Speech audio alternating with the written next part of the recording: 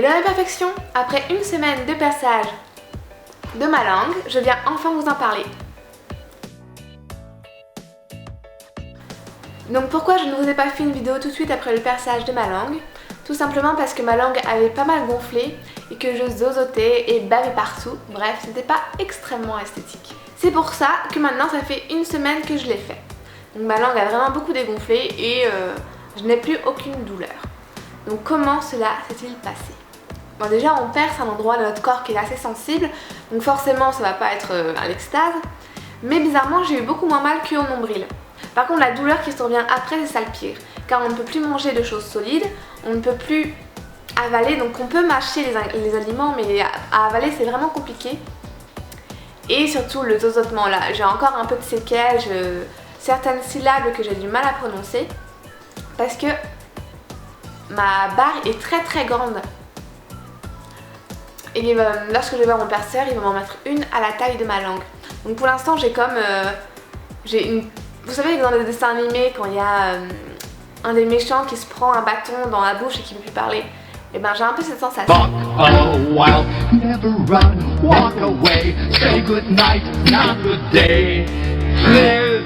Ensuite, avant de commencer le perçage, il m'a dit comment ça allait se passer, donc j'ai pas pu vous filmer par question d'hygiène. Mais tout simplement, donc il m'a attrapé la langue avec ses doigts, ganté. Donc avant ça, j'ai fait un bain de bouche pour avoir un milieu aseptisé. Et en fait, ce qui est flippant, c'est que par exemple, quand on fait un piercing au nombril, on est allongé et on voit pas du tout ce qu'il prépare. Mais là, donc on est assis et on voit tout ce qu'il fait. On voit la grosseur de l'aiguille, on voit le piercing qu'il va nous mettre, les compresses, patati patata, on voit tout. Donc là, l'angoisse commence à un peu monter. Mais finalement, il a su me mettre en confiance et moi j'ai pratiquement rien senti.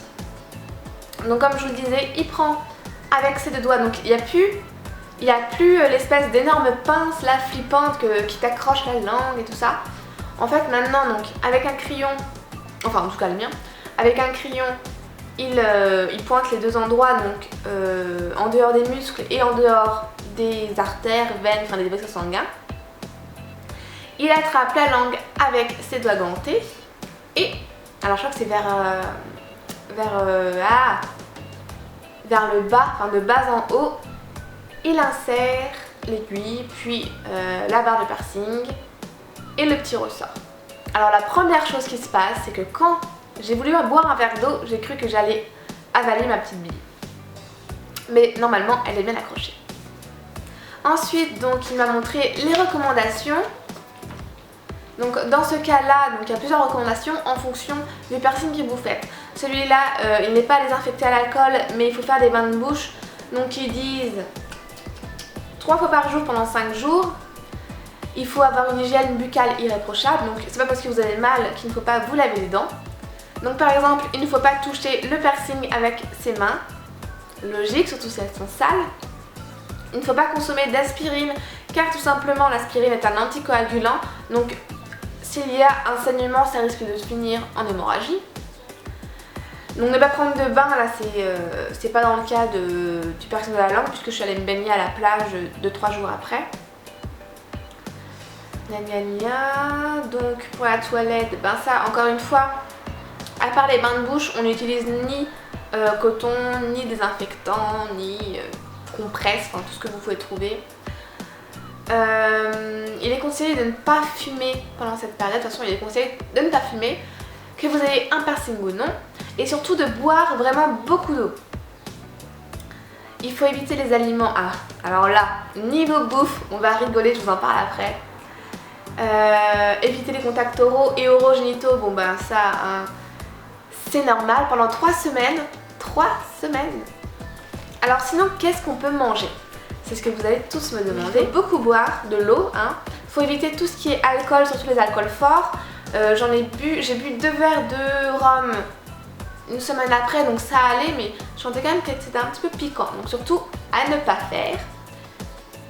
Éviter tout ce qui est chaud, enfin chaud, brûlant, c'est-à-dire les thés, les cafés, les soupes. Bon, en été, pour l'instant, c'est pas trop le cas. Et essayez toujours de manger quelque chose de tiède. Et surtout dans les aliments, il faut que ce soit mou, soit liquide. Donc qu'est-ce que j'ai mangé finalement? En gros, ça a été purée de légumes, donc fait par moi-même en blender, avec des courgettes, de la salade. C'était absolument dégueulasse. Et vraiment mettre beaucoup d'eau, donc du coup il n'y avait pratiquement plus aucun goût de légumes, mais comme ça passait bien. J'ai pris des substituts de repas aussi, puisque finalement il y a tous les vitamines, minéraux, patati patata qu'il faut manger dans la journée. Et au bout de 3 jours, donc comme ma langue a commencé à dégonfler, j'ai pu manger les 4 quarts aux légumes, j'ai pu manger tout ce qui est mou. J'ai réussi à manger un bout de saucisson, j'étais trop fière. Donc voilà, faire attention à ce que vous mangez, puisque c'est pas mastiquer qui est compliqué, c'est avaler. Donc normalement on dit que la langue se cicatrise au bout de 3 mois. Donc on verra ça, mais là au bout d'une semaine j'ai déjà plus du tout mal. Même si, alors, ce qui est problématique avec ce piercing, c'est que donc là j'ai encore la grande barre, et lorsque maintenant je peux manger des choses dures, et ben je croque le piercing, donc du coup ça m'oblige à manger très précautionneusement et en mâchant doucement chaque bouchée. Cela dit, c'est très bon pour la digestion. Et donc au niveau du changement du piercing, je vous raconterai ça une fois que je l'aurai vu dans quelques jours. Donc je vous dis à dans quelques jours.